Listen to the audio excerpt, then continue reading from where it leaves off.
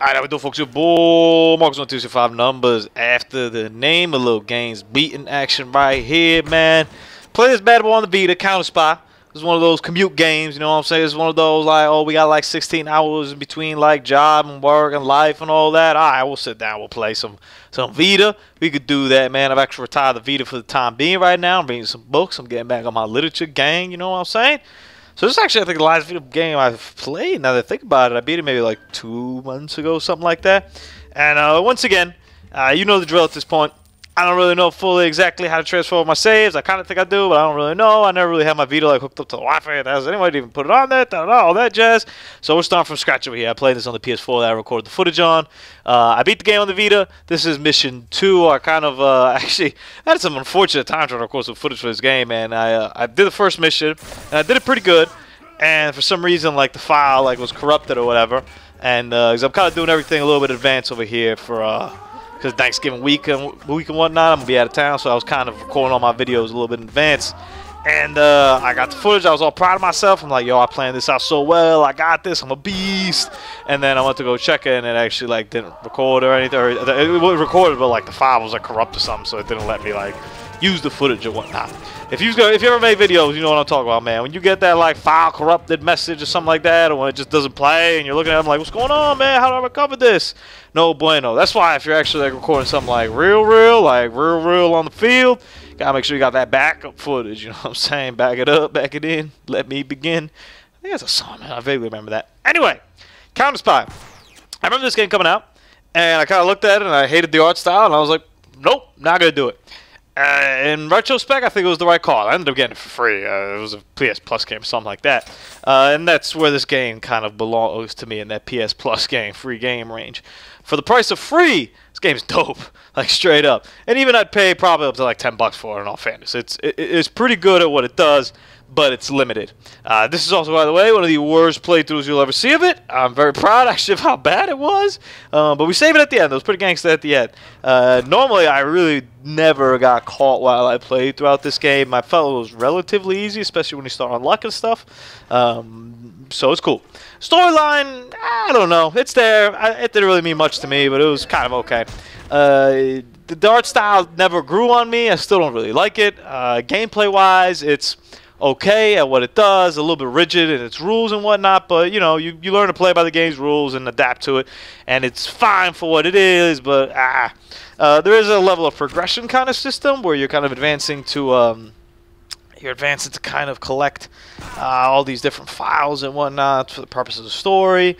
And you could go kind of to the Soviet and the US side of it, and it plays off that kind of like spy theme, the Cold War era-ish kind of ideas that we had. Russia and the US spied each other and all that jazz. But that's as much as you want to extract from that. Progression-wise, too, you also unlock different weapons and unlock different upgrades and whatnot. Some of them are the weapons I think you keep forever, but you just kind of have to refill the ammo. The upgrades, I believe, are just for one-stage use kind of purposes, and I'd suggest to use them. At first, I didn't use them. Once I figured out it was one-stage use, I was like, no, I'm alright. But go ahead and use them. It makes the game better. Honestly, it makes it a little bit easier, a little more entertaining. You get money and stuff, as you'll see them here through the footage, by just going to finding all like the secret areas and whatnot, secret chests, secret storage kind of areas. And that's kind of the funnest part to me of the game, was that, I don't want to call it Metroidvania because you're not really going back and forth to the area, but just the little puzzles within each map of where things are kind of placed, and you looking and being like, once you start kind of understanding the game a little more and seeing things, you could see pretty easily like, oh, okay, hold up, there's a little ledge over there. What's going on down there? Even though I don't have to go there, even though that's not part of the critical path, let me go down there and check it out.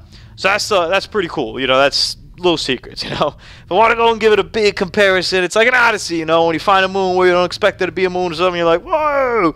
Except in this case, it doesn't feel that great, but it's still pretty cool in its own kind of way. The weapons really, the biggest one to me was getting the silenced pistol. That was kind of the biggest upgrade that I was most interested in, the one that I used the most. Aside from that, there's kind of like disruptor gun thingies, and there's shotgun type things, and there's rocket launchers, stuff like that. I really didn't use any of that. I was pretty good with the silence gun throughout the whole time. And in all fairness, without the silence gun, the game becomes a lot harder. Make no doubt about that. And also there's a perk as well. It's a Call of Duty talk over there. But there, I guess it's a perk, you call it a perk, but there's an upgrade that you could get that makes, there's some cameras that are indestructible, but with this upgrade you're able to destroy them. I would highly suggest that too. Once again, I didn't do it for most of the game until the end when I figured that out, and I was like, what? I was like, this will save me so much time. So, it's not a really in-depth or complex game. I'm not sure if it's 100% a roguelite, but the missions to me did seem pretty random when I was playing through them, so I almost want to say it kind of was.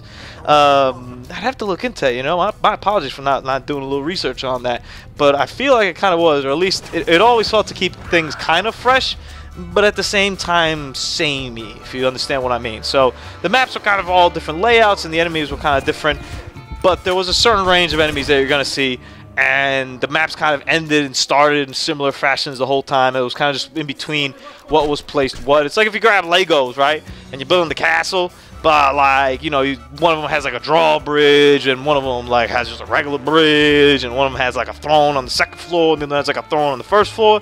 That's kind of how I felt about this, you know. There's stuff placed in different parts of the map, but it's not, none of it was really too appealing. So like I said, I wouldn't pay more than $10 for this game. 5 to 10 is a good price range for this game for what you're getting over here. I think I probably beat it in like 6 hours, 6 to 7 hours if I had to take a time for it. It's all difficult with these portable games because it just takes longer because I'm not actually sitting down physically playing it.